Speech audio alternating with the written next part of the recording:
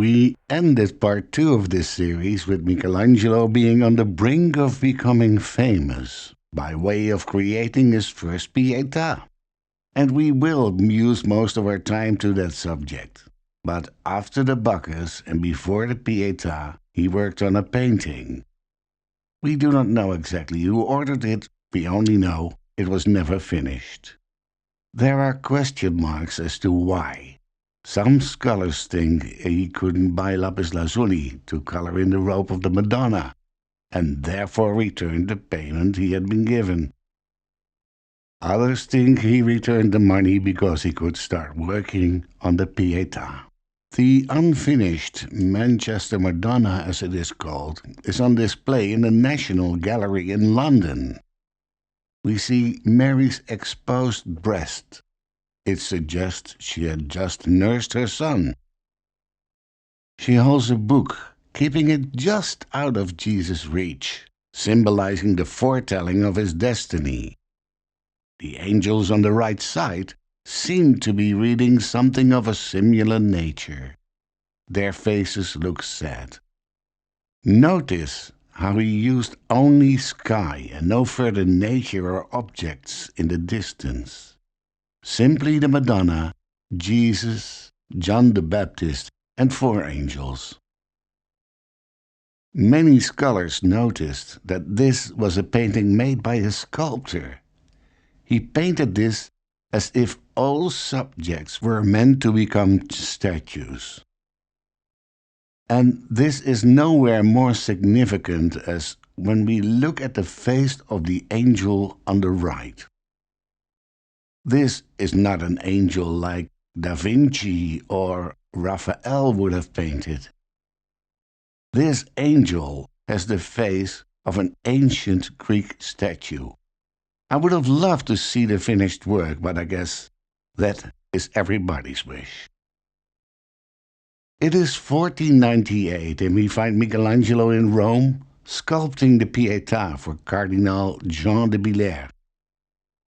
It is housed in St. Peter's Basilica now, but when finished in 1499, it was placed in the chapel of St. Petronilla, adjacent to the old Basilica of St. Peter.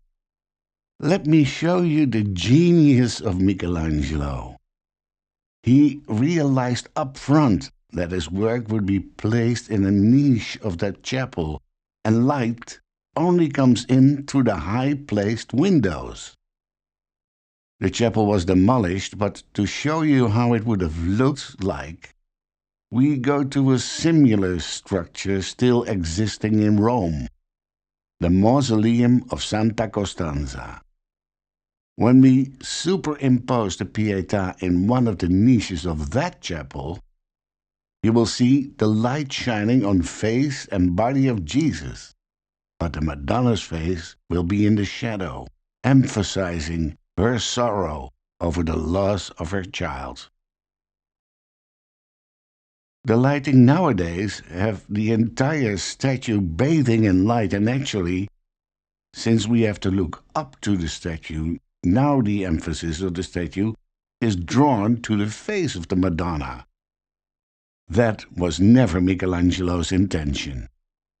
I think it is a miracle the statue still exists. When the chapel was destructed to make place for the new St. Peter, Bramante had the statue brought to the new church. The movers underestimated the weight and it fell, breaking the fingers of the Madonna's left hand. It would take until the 18th century before a repair was made. After that, it survived the sack of Rome in May of 1527, when the troops of Emperor Charles V demolished the city and lots of the content of its churches. It survived an earthquake somewhat later in the 16th century. It survived bombardments during the Second World War. And it even survived an attack by a religiously confused individual. About all that, I made a separate video. The link is in the description below. Amazing. He is only 23 years old and able to produce this breathtaking statue. And at the same time, he's fooling the spectators. Thanks to all the draperies Michelangelo covered the legs of Mary with, nobody seems to notice that it would be practically impossible for a woman to carry the dead weight of a full-grown man in her lap. Amazing! He is only 23 years old and able to make all this from a single block of marble.